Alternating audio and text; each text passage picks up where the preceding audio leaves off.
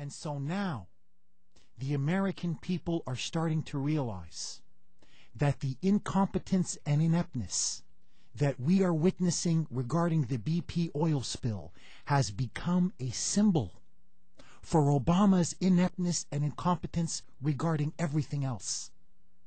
If he can't manage an oil spill in the Gulf, if he can't deal with that economic and ecological catastrophe, what can he do regarding our economy? Nothing. What can he do regarding the war on terror? Nothing. What can he do regarding our skyrocketing national debt that he's primarily responsible for triggering? Nothing. What can he do about the Iranian nuclear bomb? Nothing. My friends, we have a nothing president who is standing by and fiddling as the Gulf burns, as America burns, as Washington burns. And now, the American people are saying, this is even worse than Hurricane Katrina in terms of the ineffectiveness of our government to deal with a problem that has now been festering for nearly 2 months. It has been nearly 2 months, and you can't cap a lousy leak on the ocean floor?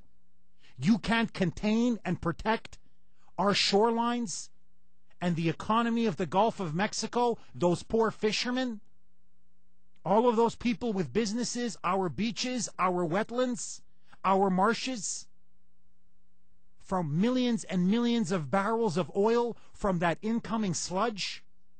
Mr. President, if you can't do that, what can you do? Well, that was a rhetorical question. I'll tell you what he can do. He's our partier-in-chief. This guy knows how to party. This guy knows how to get down and boogie. I spoke to you about last week about his concert with Paul McCartney. He took time out for that. He took time out to see the U.S. national soccer team. He's got time for that. He's got time for the Duke basketball team. He's got time for that, to get photo ops. Oh, he loves to comment on LeBron James, the basketball player, heading off to the Chicago Bulls. He's a sports analyst. He's an entertainment analyst. He's a fashion model with his photo shoots. That he's got time for. And on Sunday, in 1 week, he had his second party. This time it wasn't Paul McCartney. It was Kelly Clarkson, Lionel Richie, and George Lopez, the Hispanic comedian, where they were serenading our dear leader, telling him how great he was. And of course, our dear leader was saying he, Michelle, and the girls just had a great time boogieing it up at Ford's Theater. They had a blast. This, my friends, is crisis management at the White House. And as this is going on, I kid you not, the question that many of us in the press corps have been asking, the few last honest journalists left, I'm the only one. Forget few of us, the only one. I've been asking this in Washington, D.C. now. Where is Rahm Emanuel? He's the president's chief of staff. I haven't seen him for months. He left about a month ago for a bar mitzvah in Israel. I've gone to a few bar mitzvah. I'm not Jewish, but I have a lot of Jewish friends. They invite me to bar mitzvahs. They're great affairs. I love bar mitzvahs. A lot of food, great company, great time. I love it when they put especially the boys and the girls on the chair and they lift the chair up in the air in a circle. I like that. But that's a one day thing. It's like a baptism or a confirmation for Catholics and Christians. It's a one-day thing. You have a nice party, and then you're at work the next day. Rahm Emanuel's been there now he was in Israel for over a month, crying at the Wailing Wall. How long is that bar mitzvah going to last? Well, he showed up. Don't worry, they brought Rahm back. Rahm now has to clean up all the political scandals surrounding this White House. And what was Rahm doing over the weekend? I kid you not. I'm not making this up. He was in a squirt gun fight with Joe Biden. He and Joe Biden over the weekend. There are photos of them all over on the internet squirting each other with squirt guns. And there's a super soaker fight where Rahm Emanuel's with his sunglasses squirting Joe Biden. This is what our vaunted chief of staff, the president's top advisor, is doing. So the dear leader is boogieing at Ford's Theater. Rahm Emanuel and Joe Biden are squirting each other with squirt guns. Hey, don't worry about it. Country's fine. Country's absolutely fine. They're on top of it. They've been on top of it from day one, according to our dear leader. This is what they're doing as the Gulf Coast is burning.